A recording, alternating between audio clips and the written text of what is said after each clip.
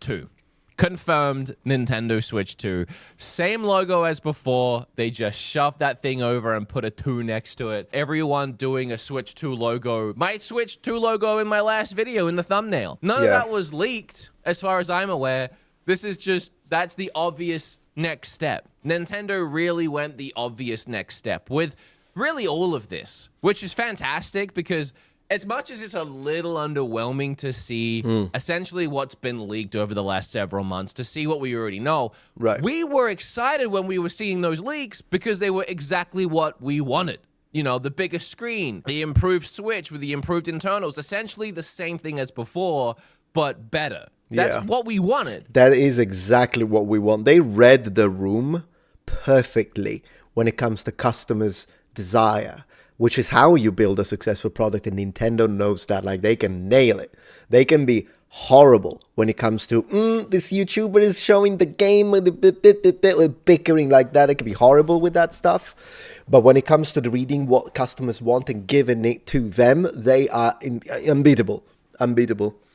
Black Matte Diablo look amazing. My neighbor had one. Really, Greg? Yeah, absolutely. I love sports cars. I really like sports cars. I think what got me into sports cars was actually early PlayStation 1 games like Gran Turismo. I gotta read it the Italian way since it's an Italian. Gran Turismo, Need for Speed, those games, and all the like Porsche Challenge. I still have all of the original software, by the way, for PlayStation 1. Those are the games that really got me into cars, because before that, I guess Formula 1, like Super Monaco GP or Nigel Mansell World Championship for Super Nintendo and Sega Genesis, a little bit, but regular actual sports cars, Gran Turismo is what got me into it. Never stopped liking that.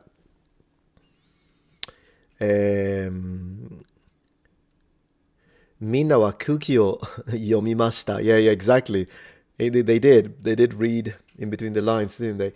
Favorite retro is the F40. Ferrari or Lamborghini? That's a difficult one, but I'll say Ferrari, but only for a little bit, because Lamborghini is just right there. It's like, this is Ferrari, this is Lamborghini. That's how it is for me. So it's real, it's happening. It's a little on the nose. It's a little exactly what you would expect, but it's exactly what they needed to do. Yeah. And that's it.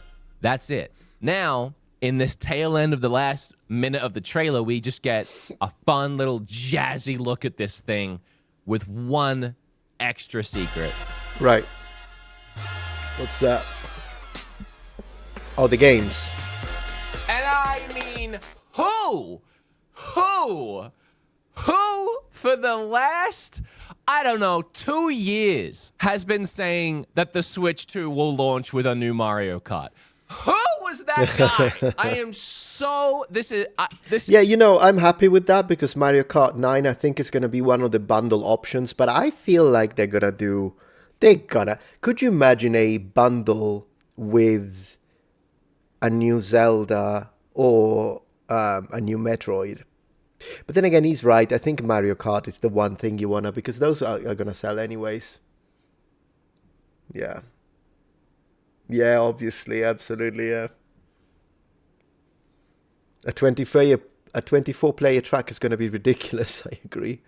I had a chance to drive a Ferrari Enzo for 5 minutes only, and it was pure, yeah, no, for sure. Even the sounds, that car has an Italian accent. The engine has an Italian accent, my friend. This is so good. I am so happy.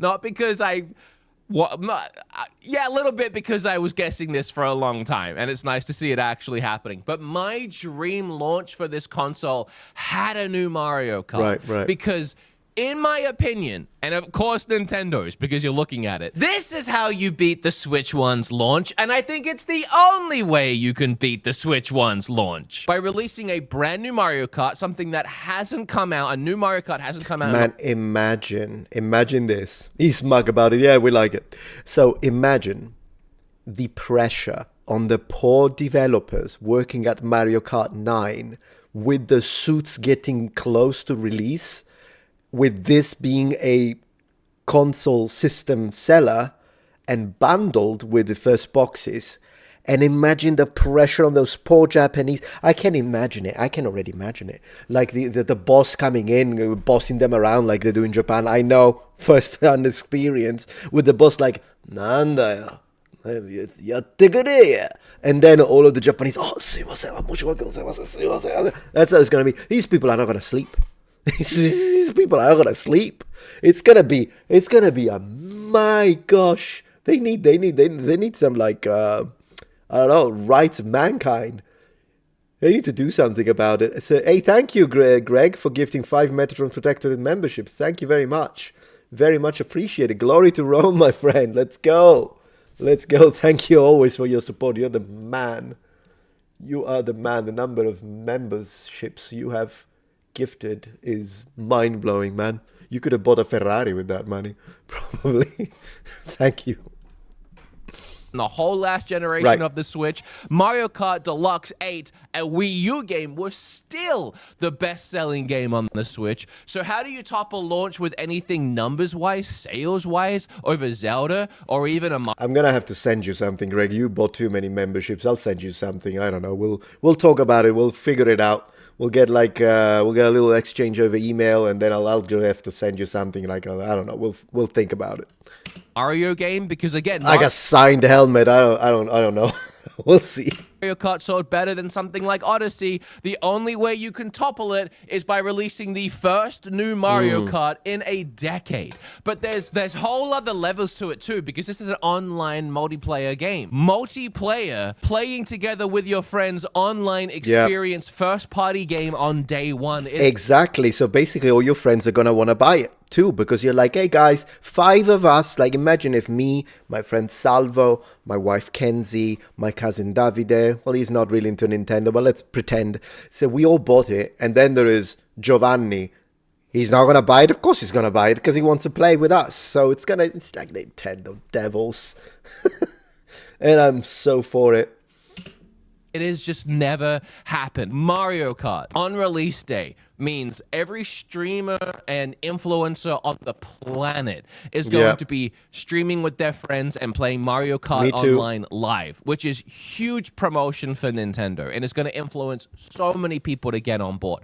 But outside of the free marketing and influencer area, you have just the people. You have people. You have your friends going out and buying the new Switch 2. You at home, you're thinking, I don't need the Switch 2. I can wait a while. But 2, 3, 4 of your friends are playing and racing in Mario Kart together. You're going to want to go and pick up a Switch 2 so that you can play with them. That online interaction, that sense of community, that's what's going to make this explode on top of the Switch. So I agree with him. I also think that there is a chunk, a slice of the gamer pool that will buy it because of the single player experiences more. And that's me, by the way.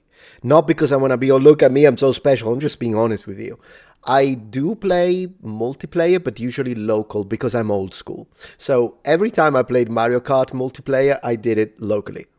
Like, I have friends come over, let's have a pizza, pick up the controllers. Come on, I'm going to play Luigi, you play Mario, let's see what we get. That's how I play.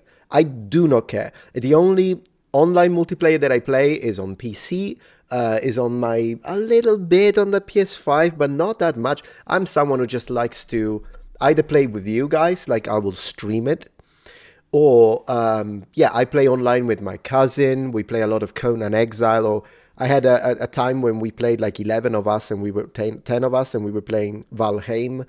That I will do. But a Mario Kart, a Street Fighter, I play them because I want to solo the games. That's just me. Unless it's local multiplayer. So I guess it depends, but what he's saying is valid still. I just don't think it represents all players because I know it doesn't represent me. I would buy it, but just because I want to, I would buy it anyways, even if they gave me a freaking, I don't know, weightlifting of a piece of paperweight. One more than anything else could have. I can't. Here's the dock, which, again, we've already seen, unfortunately. But it does have that little extra gap I was hoping for. Why? What's wrong with the dock? Why doesn't he like the dock? I don't see a problem with the dock. I mean, I was hoping for more of an open face, but I'm okay Oh. with this. We never see it turn on. Like, we never see the Switch I see. displaying the time above there or anything like that. I feel like if that was a feature, we probably would have seen it here, but I am still holding out hope for that. Yeah, I personally don't care. I mean, if we really want to go there, if they make the logo that it can turn on, LED, with a number turning on, and then you can maybe with a software choose what color you want, I'll be happy. But I honestly don't care. I mean, whatever. I'm looking at the TV, mate. I will get a Nintendo went back to EU. In Indonesia, impossible to buy the game unless making fake address in the US. Really? What about a VPN? Can you not pretend to be in the US like that? I think more of the screen reveal would be really bad. Yeah, I agree. I like the way the dock is structured. As I say, I would be open to the possibility of making these symbols and logos LED if they really want to, as long as it doesn't increase the price though, because if it does, then never mind. Needs to be on the house. We'll just make it more expensive doing that. Well, yeah, you're right, Wolfpack. Let's just try to keep the price lower so that more people can buy it. Or, yeah. Ah, so good. And then, oh god, this Mario Kart looks fun, huh? You can't really tell much about it. They're driving really slowly on like an open. Okay, cool stuff. I think we heard what we needed to hear.